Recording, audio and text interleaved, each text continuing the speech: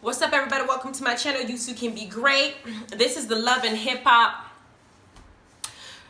review Miami, the one that just did today. I keep forgetting the titles because I have my head all over the place, but I'm gonna write the title in the description, the exact episode in the description, so y'all know which one it is I'm reviewing. Before y'all click on this, you should know. But let's get into it. There's only a couple of things I want to talk about this episode because there's only two things that really matter.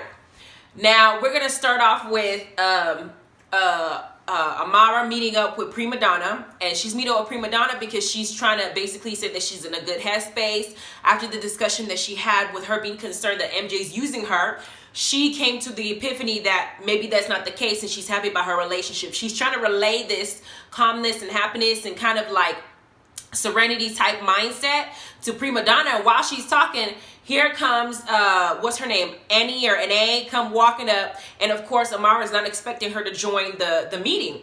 Prima Donna is respectful, she said, you know what, I brought this girl here because I want her to explain what my friend explained to me about MJ, because if that's the case, I don't want Amara to be this woman out here in the business being played and abused when it's already hard out there. So her intentions weren't good. She didn't make it messy. She didn't involve herself. She just let both of them kind of hash it out.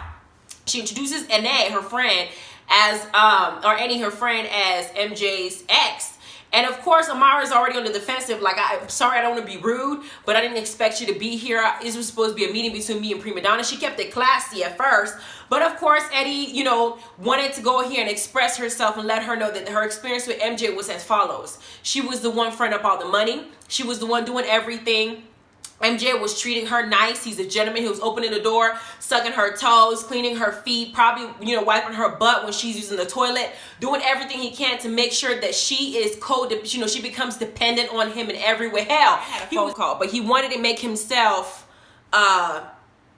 what's the term? He wanted to make himself not disposable, easily disposable. Like, if you get rid of me, you're gonna need me for something. Hence the reason why he tried to make weasel his way into becoming her manager, because it's somebody that she needs for her career, and it won't be easy for her to let him go because she'll eventually need his help.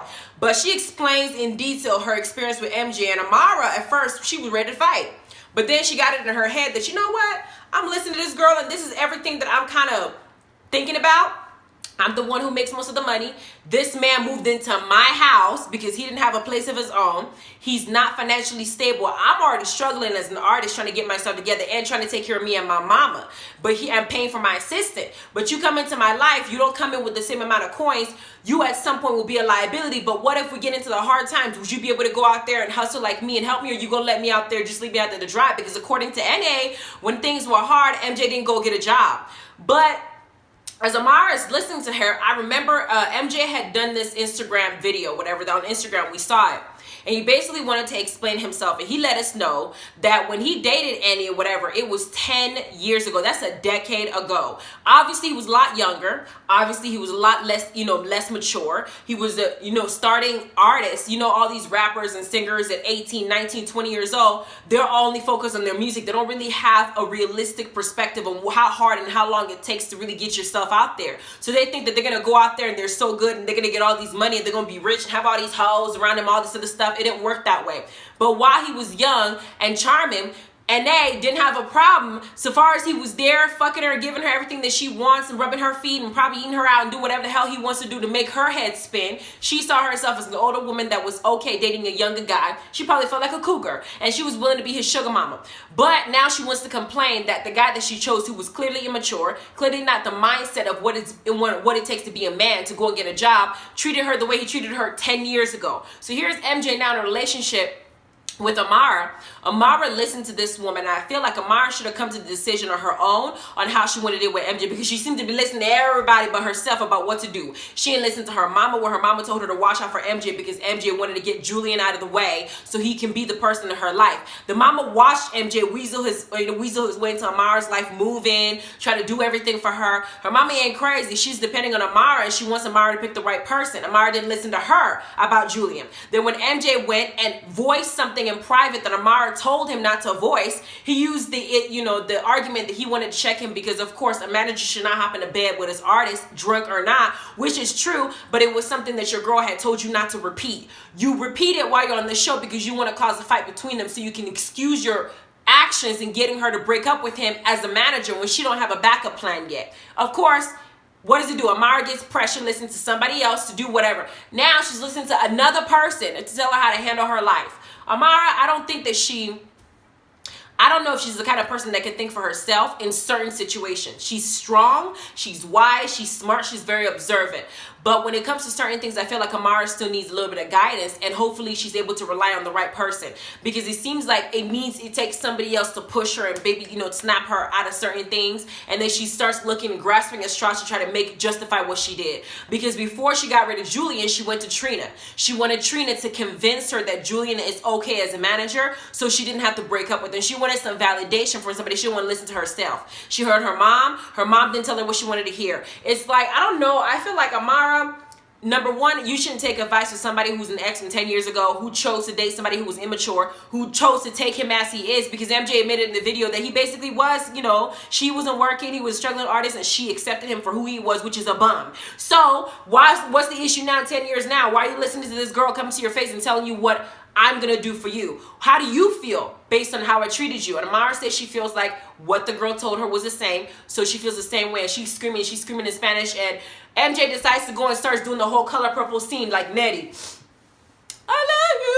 Oh, yeah, I love you. I'm never going to let you go. I don't want to be with anybody but you, and I don't know why she feels like, she going to let somebody listen to somebody and come out here and fuck up things up between me and her.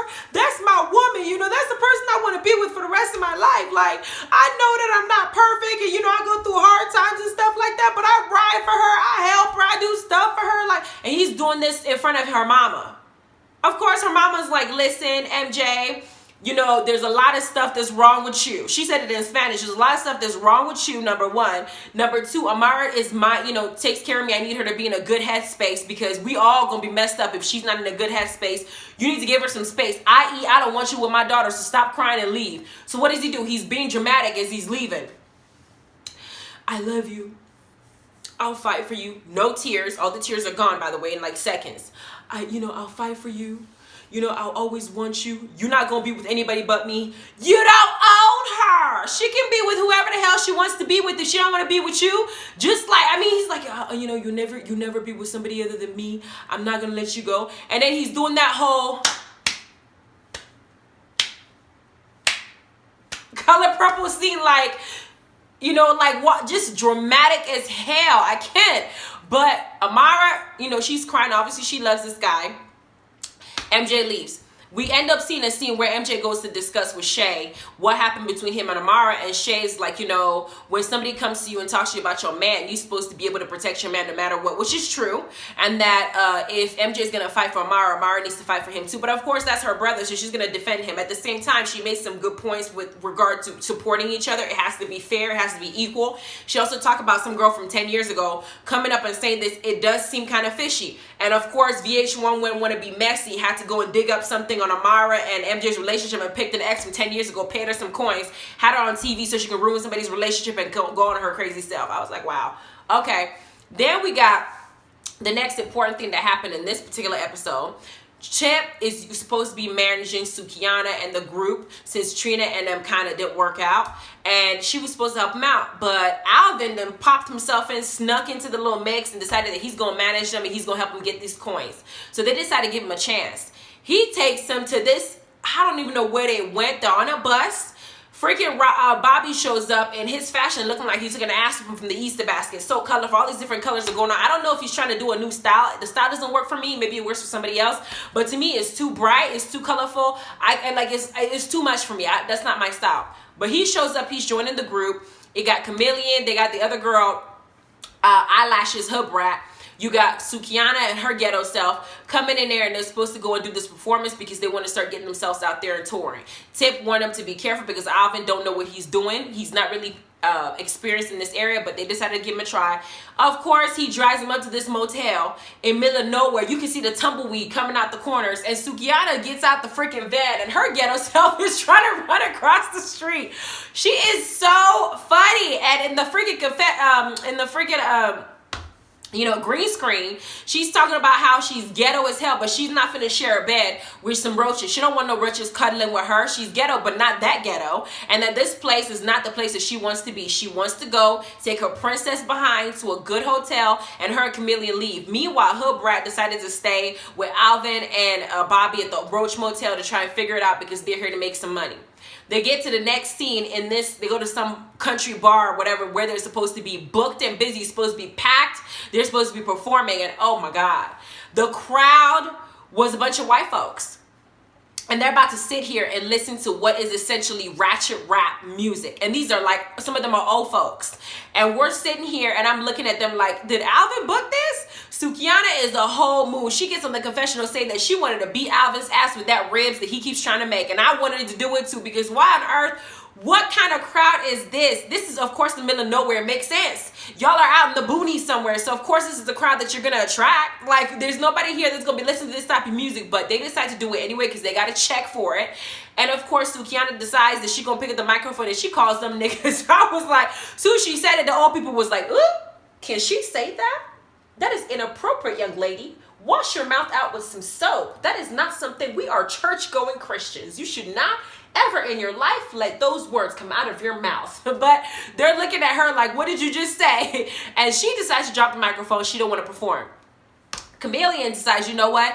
I'm going to go ahead and I'm going to perform because I got paid. I'm taking this check. I'm going to do what I need to do. She gets up there with her gold outfit and she gets up on the table and she starts twerking and she's doing her song. And of course, everybody's getting it. It don't matter where you're at. As soon as you put on some lit stripper type stuff there in the bar, you see the guys looking at her like, oh, we've never seen these type of moves before in our life. Wow. How does her butt move that way?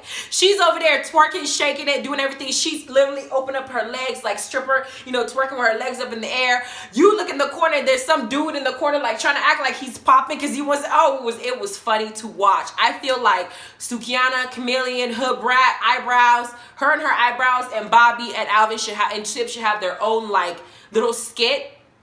Because every time that Sukihana is in a scene, there's always something ratchet and something just hilarious that happens that just tickles me pink or whatever color my face count. I can't change colors, but it just tickles me entirely because it's so entertaining to watch. Like, I don't know what to expect from her. She's being herself at the same time. Herself is funny. So they decide to, they're like, you know what, everybody's late, I just got them ready. Why don't you try and why don't you perform? So Sukihana decides, okay, I'm gonna go ahead and perform.